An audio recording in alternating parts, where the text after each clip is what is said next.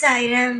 என் அன்பு செல்லமே, என்னுடைய அழகான தங்கமே, வாழ்க்கையில் எல்லா நேரமும் எல்லாரிடமும் நீ எப்பொழுதும் சுதாரிப்பாகத்தான் இருக்க வேண்டும். நீ என்று இல்லை, எல்லோருமே, பொதுவாக எல்லோருமே சுதாரிப்பாகத்தான் இருக்க வேண்டும். அது சின்ன பிள்ளையாக இருந்தாலும் சரி, பெரிய பிள்ளையாக இருந்தாலும் சரி, யாராக இருந்தாலும் சரிதான். எப்பொழுதுமே எல்லாரிடமுமே எப்பொழுதும் பார்த்து என்ன பேசுகிறார்களோ அதற்கு தகுந்தது போலத்தான் பதில் கொடுக்க வேண்டும்.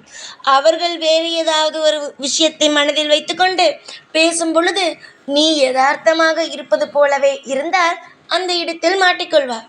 ஆனால் அதுவே நீ அவர்கள் எப்படி பேசுகிறார்களோ அதே போலவே நீயும் பேசிக்கொண்டே இருந்தால் உன் வாழ்க்கை தப்பிக்கும்.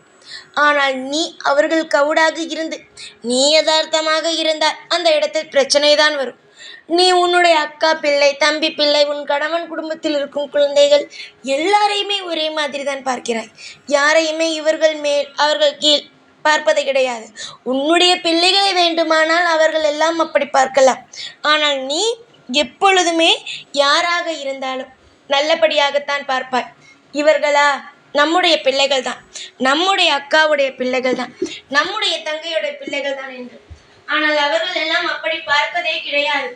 எப்பொழுதுமே ஏதாவது ஒரு விஷயத்தை பற்றி தேவையே இல்லாமல் யோசித்துக் கொண்டு கஷ்டம் கொடுத்து கொண்டு தான் இருக்கிறார்கள். சரியா? ஆனால் இப்பொழுது நான் ஒரு விஷயத்தை மட்டும் உனக்கு சொல்கிறேன், காதில் வாங்கிக்கொள். என் தங்கமே, நீ நல்லபடியாகத்தான் எல்லோரையும் பார்க்கிறாய். ஆனால் யாரும் உன்னை நல்லபடியாக பார்க்கவில்லையே. எப்பொழுதும் நீ உன்னுடைய அக்கா பிள்ளையாக இருந்தாலும், தங்கையுடைய பிள்ளையாக இருந்தாலும், உன் கணவனுடைய குடும்பத்தில் இருக்கும் பிள்ளைகளாக இருந்தாலும் ஒரே மாதிரி பார்க்கிறாய். உன்னிடம் இருக்கும் விஷயங்கள் அனைத்தையும் பெற்றுக்கொள்கிறார்கள். ஆனால் பின்பு போய் அவளுக்கு மட்டும் அதிகமாக செய்தால் எனக்கு மட்டும் ஏன்? என்னுடைய வாழ்க்கையில் நான் அவளுக்காக எவ்வளவு செய்திருப்பேன், என்னுடைய பிள்ளையை மட்டும் வேறொரு மாதிரியாக எதற்காக பார்க்கிறாள் என்று பின்னாடி பேசுகிறார்கள். இது உன்னுடைய காதுக்கு வருகிறது. அப்பொழுது என்ன நினைக்கிறாய்? எல்லாரையும் நாம் சமமாகத்தான் பார்க்கிறோம். அந்த தெய்வத்திற்கு தெரியும் நாம் யாரை சமமாக பார்க்கிறோம், யாரை அதிகமாக பார்க்கிறோம் என்று. தங்கமே, எனக்கு தெரியும் உன்னுடைய வாழ்க்கையில் நீ யாரை சமமாக பார்க்கிறாய் என்று. அதனால் தானே இப்பொழுது வந்து உன்னிடம் சொல்கிறேன், நீ எல்லோரையும் சமமாகத்தான் பார்க்கிறாய். யாரையும் ஏற்றமாகவும் பார்க்கவில்லை, இரக்கமாகவும் பார்க்கவில்லை. ஒரு பிள்ளைக்கு ஒரு பொருளை வாங்கி கொடுத்தால் நிச்சயமாக நீ நினைப்பது மனதில் நமக்கு வசதி இருந்தால் எல்லா பிள்ளைகளுக்கும் ஒரே மாதிரியே எல்லாம் வாங்கித்தர வேண்டும் என்று உன்னுடைய மனதை அவர்கள் புரிந்து கொள்ளவில்லை, புரிந்து கொள்ள மாட்டார்கள். கவுடாக இருப்பவர்களையும் எப்பொழுதும் ஏதாவது ஒரு விஷயத்தை பற்றியே தப்பாக யோசித்து கொண்டு இருப்பவர்களையும் மட்டும்தான் இந்த உலகம் நம்பும். நல்லவர்களுக்கு இந்த உலகத்தில் மரியாதை இல்லை. இப்பொழுது இருக்கும் காலகட்டத்தில் நல்லவர்களுக்கு மரியாதை இல்லை.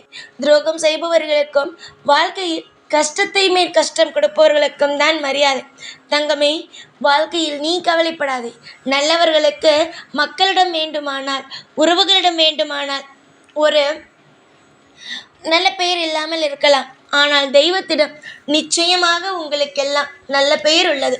நல்லவர்கள் மட்டும்தான் தெய்வத்தின் மனதில் இடம் பிடிக்கிறீர்களே தவிர, ஆனால் கெட்டவர்கள் யாரும் தெய்வத்தின் மனதில் இடம் பிடிப்பதே கிடையாது. எவ்வளவோ சோதனைகளை நீ தாண்டி வரும் பொழுதும், இல்லை மற்றவர்கள் தாண்டி வரும் பொழுதும் நல்லவர்களுக்கு மட்டுமே தான் தெய்வமானது கை கொடுத்து தூக்கி விடுகிறது. ஒரு நேரம் அல்ல, ஒரு நேரம் நிச்சயமாக தூக்கி விடுகிறது. ஆனால் கெட்டவர்களுக்கு எப்பொழுதும் நேரம் நன்றாக இருப்பது போல இருக்கும். ஆனால் அவர்களுடைய வாழ்க்கையின் கடைசி காலத்தில் மிக மிக பெரிய நஷ்டத்தை சம்பாதிப்பார்கள். உண்மையாக சொல்ல போனால், நல்ல உடல் இருக்கும் பொழுது கஷ்டப்பட்டால் ஒன்றும் தெரியாது. ஏனென்றால் நல்லபடியாக உடல் இருக்கிறது, கை கால் எல்லாம் நல்லபடியாக இருக்கும் பொழுது கஷ்டப்படும் பொழுது ஒன்றும் தெரியாது. வயதான காலத்தில் கஷ்டப்பட்டால்தான் கஷ்டம். புரிகிறதா? நீ இன்னும் போக போக உன்னுடைய வாழ்க்கையில் சந்தோஷமாகத்தான் இருப்பாய். ஒன்று தெரிந்து கொள், யாராவது பார்த்திருக்கிறாயா? வாழ்க்கையில் மிக மிக அதிகமாக ஒருவன் கஷ்டப்படுகிறான் என்றால் அவன் வயதில் நல்லபடியாக ஆடி இருப்பான், மற்றவர்களுடைய வாழ்க்கையை கஷ்டப்படுத்தியிருப்பான். அவன்தான் வயதான காலத்தில் கஷ்டப்படுவது. நல்லவர்கள் யாருமே வயதான காலத்தில் கஷ்டப்படுவது கிடையாது. அதை நீங்கள் தெரிந்து கொள்ள வேண்டும். இந்த நேரத்தில் உன்னுடைய வாழ்க்கையில் நான் இருக்கிறேன். உனக்கு தேவைப்படும் ஒவ்வொரு விஷயத்தையும் செய்கிறேன். உனக்கு பணமா, நான் தருகிறேன் என்றுதான் சொல்வேனே தவிர இவன் தருவான் அவன் தருவான் என்று சொல்லுவது கிடையாது. நான் தருகிறேன். உனக்கு என்ன தேவை அதை என்னிடம் கேள். உனக்கு மலை போல இருக்கிறேன். மலையை யாராவது அசைக்க முடியுமா? மலையை யாராலும் அசைக்க முடியாதல்லவா? அந்த மலை போலவே உன்னுடைய வாழ்க்கையில் நான் இருப்பேன். நிரந்தரமாக, எப்பொழுதுமே, சதா சர்வகாலமும் உனக்கு எல்லா விதத்திலும் இருப்பேன். சிறு பிள்ளைகளை எப்பொழுதும் நம்பாதே. உன்னிடம் அன்பாக பேசிக்கொண்டு பிறகு எனக்கு இவர்கள் எதுவுமே செய்யவில்லை அம்மா, அவர்களுக்கு மட்டும்தான் எல்லாம் செய்கிறார்கள் என்று அப்படியே மாற்றிவிடுவார்கள். புரிகிறதா? நீ எல்லோருக்கும் இப்பொழுது எப்படி எல்லோருக்கும் எல்லா விஷயத்தையும் செய்கிறாயோ அதே போல கள்ள கபடம் இல்லாமல் செய். நிச்சயமாக நான் இருப்பேன். உனக்கு முன்னும் பின்னும் எல்லா வழிகளிலும் துணையாகவும் பாதுகாப்பாகவும் நான் இருந்து உனக்கு ஆசீர்வாதம் செய்து வாழ வைப்பேன். நிறைய மனதில் உனக்கு தேடல் இருக்கிறது. பணம் வேண்டும், நகை வேண்டும், இவர்களுக்கு நான் கடன் கொடுக்க வேண்டும் என்று நிறைய விஷயங்கள் உனக்கு தேவைகள் இருக்கிறது. நிறைய விஷயங்களை தேடுகிறாய். ஆனால் எதுவுமே இப்பொழுது கிடைக்காத நேரம். கிடைக்காத நேரத்தில் கூட தன்னுடைய உறவுகளுக்கு செய்ய வேண்டும் என்று நினைக்கும் ஒரு மனம் உனக்கு இருக்கிறது. அந்த கடமைகள் உனக்கு செய்ய வேண்டும் இருக்கிறது. அந்த மனதுக்காகவே நிச்சயமாகவே நீ நல்லபடியாகத்தான் இருப்பாய். வாழ்நாள் முழுவதும் உனக்கு இன்பங்களானது கொட்டி கிடைக்கிறது. இப்பொழுது நீ நினைக்கிறாய் நமக்கு நல்லது நடக்கவில்லையே என்று. கூடிய சீக்கிரமாக நல்லது நடக்கும். நல்லபடியான ஒரு எதிர்காலமும் நல்லபடியான ஒரு வாழ்க்கையும் கூடிய சீக்கிரத்தில் அமையும் என்று நான் ஆசீர்வாதம் செய்கிறேன். இன்று உன்னுடைய வாழ்க்கையில் படாத பாடுபட்டு கஷ்டப்பட்டு நிறைய மன உளைச்சலுக்கு ஆளாகிவிட்டாய். இனிமேலாவது சந்தோஷமாக இருப்பாய் என்று நான் ஆசீர்வாதம் செய்கிறேன்.